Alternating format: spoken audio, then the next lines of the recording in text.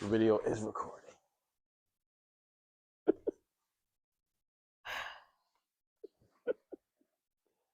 Sorry.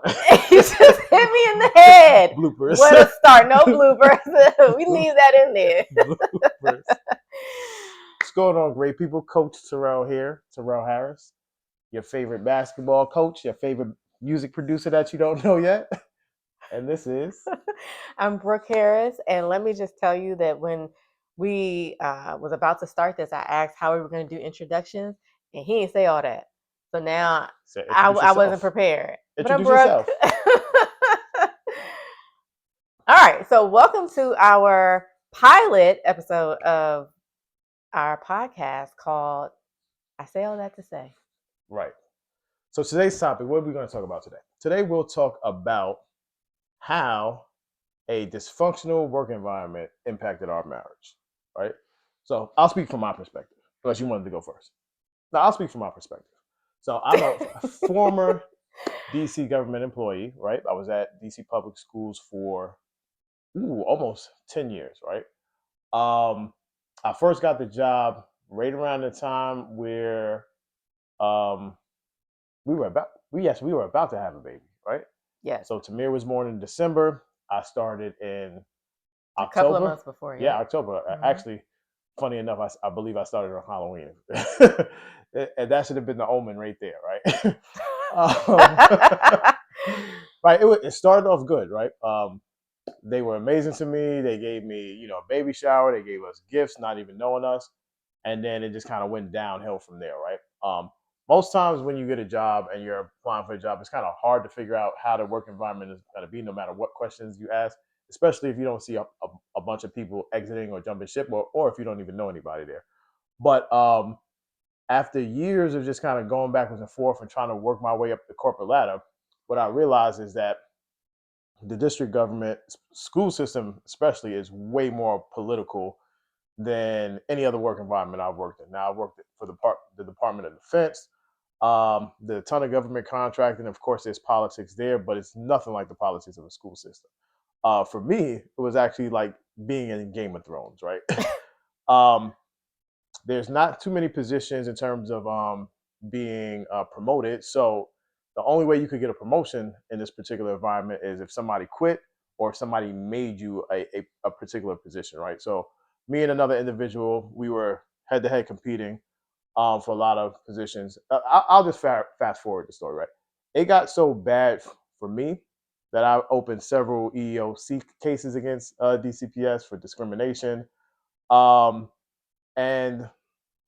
so it was stressful on our relationship, especially having a newborn, right? So you couple a dysfunctional work environment with being a newborn, a parent to a newborn baby, who our son didn't sleep sleep through the night until he was like 3.5, something like that. right? So there's actual chunks of my memory from back then that are gone just because of the sleep deprivation, right? So you tack on sleep deprivation with not being appreciated at work, with them actually taking a position and merging with my position, because I actually inherited a whole additional team, and it was actually crazy, right? So looking back now, I didn't know how it was impacting my relationship at home. But one of the things I've realized now, and even speaking out loud, is if if I wasn't feeling appreciated at work, I think I was kind of looking for that appreciation at home. And with Brooke being sleep deprived herself and kind of focusing on solely on Tamir and like the house, there's really no way that she could actually focus on making me feel appreciated because she was dealing with her own stuff, right? You know what's interesting? I don't know. Did you ever say that before? That you didn't feel appreciated at work, so you were looking for it at home? I'm not sure, to be honest. Either I forgot or this is new. And that's like, yeah, exactly. Exactly. So putting that pressure on, like, I definitely, I guess, it affected us to the point where during COVID, we were almost a COVID casualty in terms of marriage. Because I know a lot of relationships went through separations and divorces during COVID. And we were headed in that direction because at the time, let's see, you started in 2016. 2016. Yeah, by that time it was less than 4 years later. It Yeah, was because like because it wasn't full 4 years. it started to unravel around COVID, or maybe actually before COVID, because what COVID did was provide me room and space because I didn't have to go in the work environment. So before that is when I was interviewing for positions that I was well overqualified for, interviewing for positions that I had backfilled temporarily and still not getting the job. So a lot of stuff was starting to unravel at that point. Yeah, so I think for our relationship, it really put a strain because, like you said, with me being a first time mom, one and done, and also being sleep deprived, dealing with what I was dealing with at work, and then shifting out of that position into something else, but still, and actually not having a huge support system. That plus you coming home and dealing with the stress and frustration and all that you dealt with and how that kind of gets put into the bowl of the house, like it was challenging because I was still healing. Like I think they say like, oh, what do you get, like 6 weeks, something like that, for moms after they have their baby to like heal. But it took years. It was not weeks for me. It was years. I was dealing with all sorts of family drama at the time, friend breakups. Like it was so much stuff at one time. So really having that time to deal with each other and support each other in healthy ways was challenged tremendously. Yeah, for me, so even looking back and trying to reflect on how my day actually went. So we'll start from like the morning. So since he didn't sleep through the night, and I tried to allow her to get some sleep, and I was such a light sleeper, I would deal with him from the time he was up. Could be 1 o'clock in the morning, 2 o'clock in the morning, and when I say up, like wide awake, right? So finally, we get him back to sleep, or I get him back to sleep, and then it's like, all right, got to be up at 6 for work. In order to cope with work, I'm taking caffeine pills, right? Driving to work. Um, when I say dealing with a dysfunctional team, I mean fist fights, like close to fist fights, guys deleting each other's accounts, like to the point where I'm like, hey, I need, I'm using all of my skills from seminary, prayer, meditation, count, like everything. Nothing's working. So I'm like, listen, I found a program to do conflict resolution, $50 program. They told me, nah, we ain't got it. $50 to fix the team, so fine. This is before this is And what's before AI, crazy is right? it's government. Everybody know the government has money and Right. wastes money. I've seen it, right? So this is before AI, so I'm creating conflict resolution plans and doing all this team building stuff. So that day ends. I drive home in the horrible traffic from DC to Maryland, and then as soon as I get home, it's like, here's Tamir, right? So now it's I have to engage him while Brooke is getting dinner prepared, or she's just even resting. So for me, it was like I'm on go from 2, 3 o'clock in the morning, maybe a nap in, get up, work, deal with craziness, come home, deal with an energetic baby, get some sleep in, then wake up early and rotate it again, right? Um, so for me, it was just insane.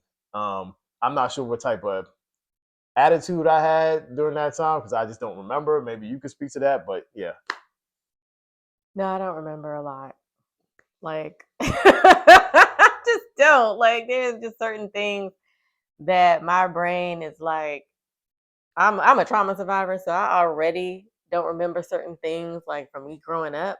So then to have a child who did not sleep through the night for years, there's just things I don't remember. Like completely don't remember. I know the feeling I might have had, but I might not remember the actual situation. It's just I just remember being tired and frustrated and all that jazz. So how do we make it past that then? What do you think? What do you think helped us to make it past that? Because we were. It seemed like we were going to exit stage left. Um a You couple want of to things. talk about our therapist? One was we did go to therapy, and Hmm. so that was virtual. And I think it helped. Me personally, I think it How? How did it help? helped. He said a couple of things that were good from what I remember. Like, I mean, in the 3.5 sessions we had, whatever it was, I mean, I support therapy. But finding a therapist is like actually finding a wife. Like the relationship has to be right. Um, and he actually told us at a certain point, like, oh, whatever you guys is going through is easy. Like, so he kind of, I don't know if he kind of like washed his hands of us, but he had like other stuff going on and just kind of got rid of us after a couple of sessions. It was like, yeah, you guys will be okay, type of thing. No, that is not what happened. That's what happened. No, and I remember this because I'm still pissed about it to this day. No, we sat there, went to him for like 2 months, or I don't remember the time frame that we went to this guy. We told him what our schedule was. He said he agreed. We had some session with him. We were working through some things, talking about some things, and there was a session where he said, "Oh, you guys, there's no like real infidelity. There's no, oh, you guys No infidelity, not real. Oh yeah, no infidelity. Right. Get that clear. It's no infidelity. Okay, no infidelity. So so he did kind of say it was as if it was easy, which to me is a little minimizing because Right. no matter what issues you have, they're big to you, right? So okay, we kept going to him, and then all of a sudden he stopped. He started dropping off like, "Oh, I'm gonna schedule with you," then wouldn't schedule. Then That's what it was. "Oh, I gotta change this date." And so it started being that. And so then it was like we didn't see him for like a month or something. And I like emailing him like, "Hey, you said this would work. Like, what's happening here? If not, then give us somebody else." And so he was like, "Oh, well, I can do this date that y'all said that y'all couldn't do. Or here's a referral." And I was just like, this has sucked in terms of the scheduling. It's disappointing. We'll look for somebody on our own. He never responded after that. So that was like we scratched the. Did we even scratch the surface of like what we were really going through? I think A little like. I think we got out like what each other was going through in a way in which we could understand or start to understand each other. But I think the vast majority of what we had to work through, we kind of did on our own. Yeah, and I wouldn't advise that to everybody.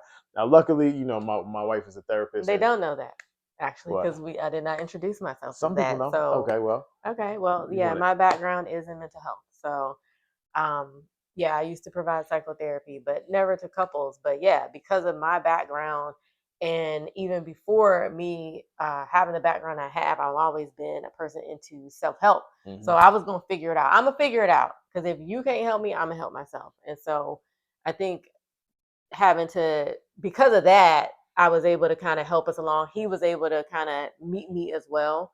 And we were able to work through it just by, first of all, actively choosing to want to work toward it. Right. Right. And then we kind of started doing stuff.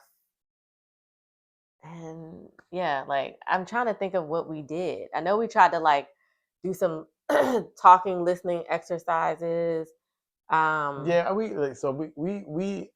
try to address each other's needs right. more, but getting clear first on what those needs were. I think what it was is I think we made an agreement on how to argue, although I wouldn't say we necessarily stuck to that agreement like a whole bunch. But I think opening up the discussion about how we argue with each other provided a foundation of like I don't like there's lines that shouldn't be crossed, and then I think ultimately understanding like the other person's perspective is valuable even if you don't necessarily agree, and ultimately we, at least from my perspective, we're arguing and expressing our emotions because we actually care about the other person and what they think about us, as opposed to I'm arguing with somebody on the street and I can just be done with you and cut you off like automatically. I think at least from my perspective, we had a lot of time invested, so it was worth exploring paths of resolution. And I think I've heard a lot about there being pee in the dating pool. So I think I think that also kind of helps to be like, oh yeah, they ain't too much in the dating pool, so I might as well stick it out. That's what you said. I don't okay, remember first of all, I think I said that. First of all, let's be clear.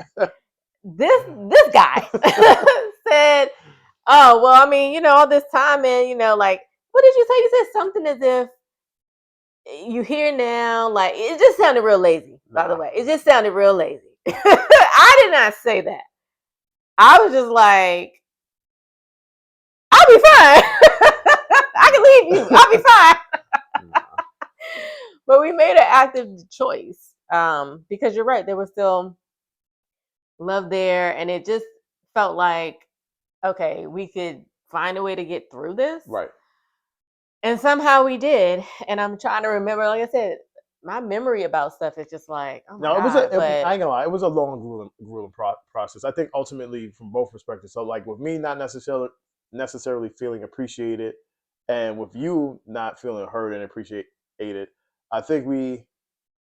Oh, that's what we did. We started to work on making each other feel more appreciated, Right. and we started to be active about like what that looks like, whether it was something physically, visually, physically, or something like that. And then I think we started doing a little bit of here and there. We started doing some date nights, which was hard to do with the kid, but we would do it like he's asleep. Let's have a date night in the house. But also, I think we just had to like forgive and kind of just start letting stuff go on our own. I think. Yeah. So even with that, right? So the relationship is starting to heal. It's healing. It's healed. Guess what? This guy is still in a fucked up job situation, right? So this is how crazy it gets, right? I won't go through everything. So like I said, EEOC claims and everything like that.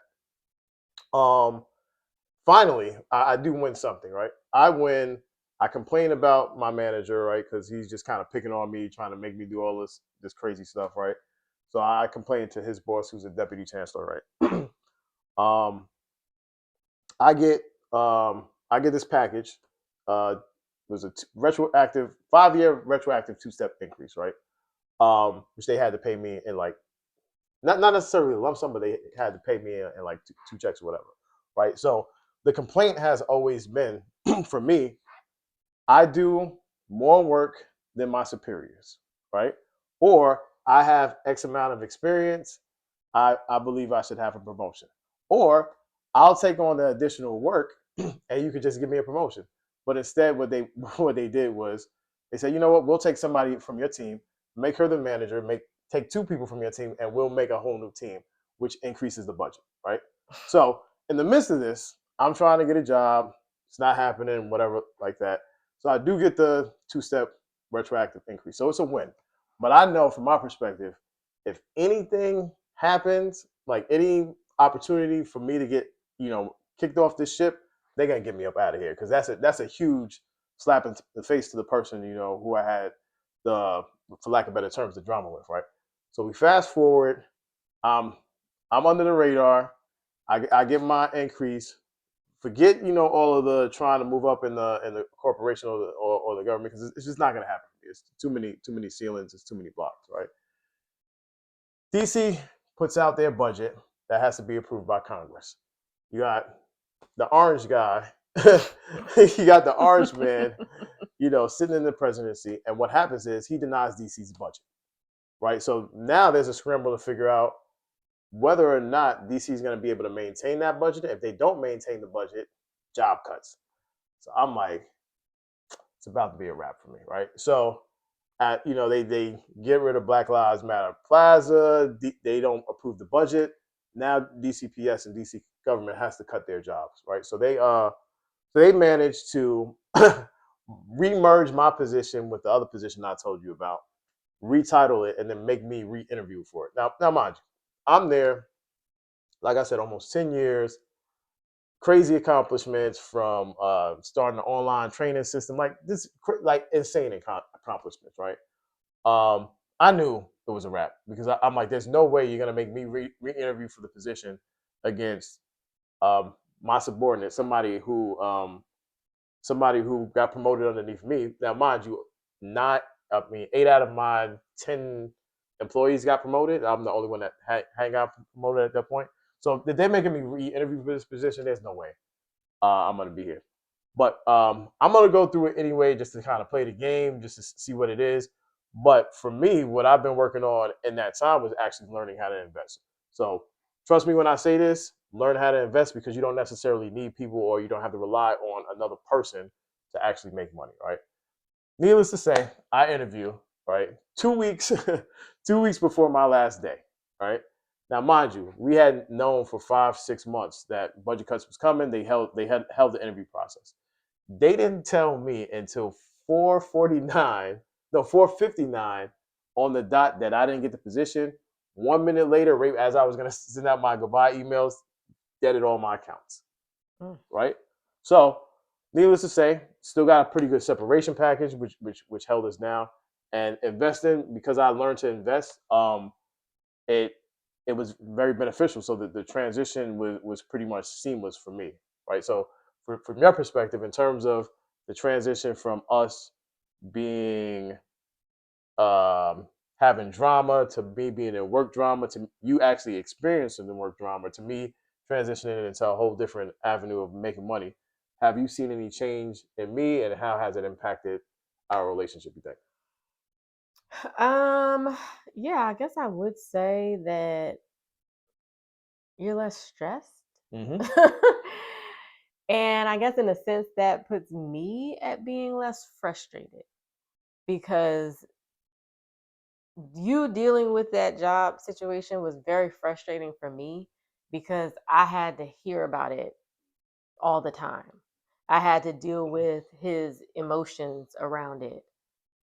His if he's feeling angry or if he don't want to do something or don't want to connect or whatever. Like I had to deal with that. And so it was frustrating for me. Like I hated this job and I didn't even work there. Right. And I was just like, this is crazy. Like so many of these places, the government, they have so much money. They have so many resources to do good. And instead, it becomes about bureaucracy and who you know and all this stuff. And you have people in positions who don't know what they're doing, or they know what they're doing because they're trying to get in higher level positions for themselves. And they do it at the expense of anyone in their way. Right. And they will see people in their way who really aren't in their way. And so to me, that was really frustrating because I'm like, you actually wanted to do good. Your heart for helping kids and especially kids of color was like really strong. And to know that, that was a lesson for me that there are so many places where you could have a good heart, but people do not care Yeah, people are about selfish. that. They're selfish. Mm-hmm. They care about what they can do for themselves, what they can get out of it, how far they could go, whatever. And it's unfortunate because in the end, the people who get the service, whether it's the kids or adults or whatever, they end up losing out in ways that they may not exactly be sure of. But when you have like high turnover, when you have people who are just like, whatever about it, that is going to impact the service. So that to me really sucked, like to see that and to see and to know about people who were getting promoted, not over you, but in the same agency and That came in with me. Came in not with just me. that they came in, but they were just not really qualified to be in the positions they were Oh, we in. ain't gonna talk about the And for resumes. you to be like as qualified, and it's like, how I just don't understand how you have a place where people have to interview for a new role. Like you don't have like you're not dedicated to employee experience, to employee development, that you train people up, that you promote people, that you're not like that. Like that's crazy to me. Like like, what? like, let me say. So to get rid of me, they xed out another employee because they didn't give her the opportunity to interview. Right. So they was like, we want to get rid of him. Right. We'll sacrifice her and we'll just hire somebody from And when outside. you think about people wanting to get rid of people, you think, oh, well, I want to get rid of them because they're not good. They're not good at their job. That's not true for so many people. Right. So many people get pushed out because you don't fall in line, because you don't do what they want you to do. And I'm not talking about your job description. I'm talking about whatever they decide in their brain. Oh, you know what? I decided that I don't want to do this part of my job. So I want you to do it. Right. Oh, you're not doing it? This guy. So How can we get him out? Like, for me, what it was is you know about the 48 laws of power, I've always struggled with never outshine the master. Listen, and people have always told me like your job is 80% relationships, 20% work, and I've always flipped it because the way I was kind of raised and programmed, you put your head down, you do the work, you do a good job, then you reap the benefits. When you're doing such a good job and the person above you isn't or isn't capable of doing a job to that level, then they feel a certain way. So I know that I have to kind of have to dim your light or curb that stuff. I'm not gonna do it, which is why I do what I do now to make money. But it is what it is. But I think that's a lesson for people in government, in corporate, whatever. Like when it comes to how this works, I think a lot of us are trained to do the work, especially like Black people. Like we do our work, and you heard that if you work hard, you'll get where you want to go, and that is not. It's not always true. Always true. It is who you know. It is the way you navigate relationships. And a lot of times people are like, oh, I just want to go to work and then I'm going to go home. But then they have these happy hours and they that have are these not required but events required. that are not required but required. And it's like, if you don't figure out how to play the game, you get played. Right. That's really what it is. And so to see that, that's what I saw. And I was just like, this is insane to me.